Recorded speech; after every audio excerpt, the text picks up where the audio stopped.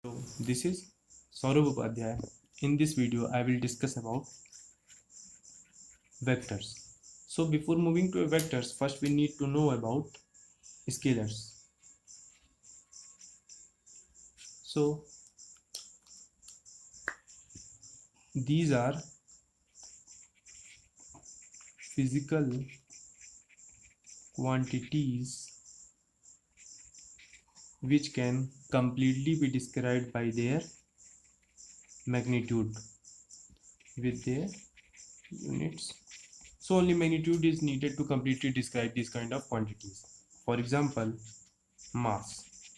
Say we have 5 kg of apple.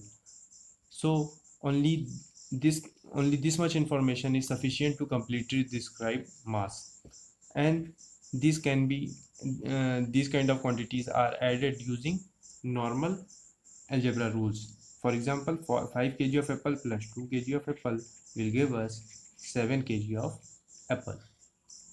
Now moving towards vectors. So these kind of physical quantities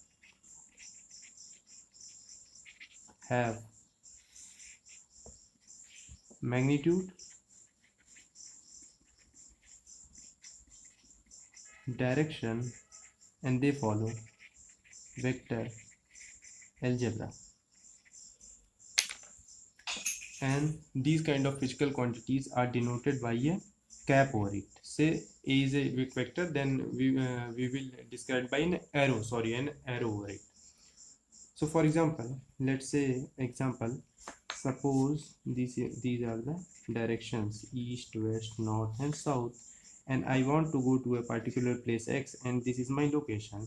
Suppose I ask someone that where is this X is located, and he just said to me that you go 1 kilometer.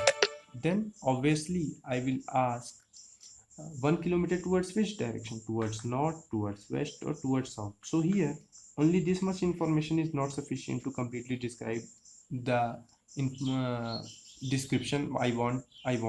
So here in addition to magnitude, I also need direction to completely specify displacement.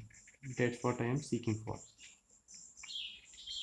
So some examples of vectors are force, momentum, electric field, etc.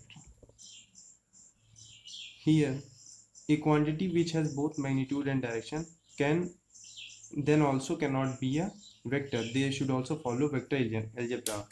For example, electric current has both magnitude and direction, but since it doesn't follow vector algebra, it is a scalar quantity. Now I will give a brief introduction about vector algebra. So since we need a special kind of algebra for vectors, so let's discuss about vector addition. So this can be done in two ways: triangle law of addition, parallelogram law of addition. While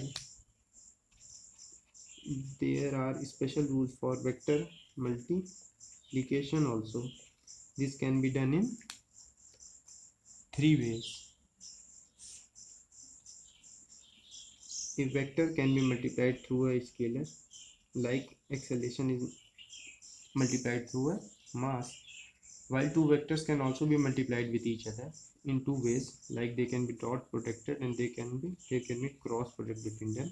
When there is a dot product between two vectors, it will give us a scalar, and when there is a cross product between them, we will get a vector, and this kind of product is known as dot product. This kind of product is known as cross product.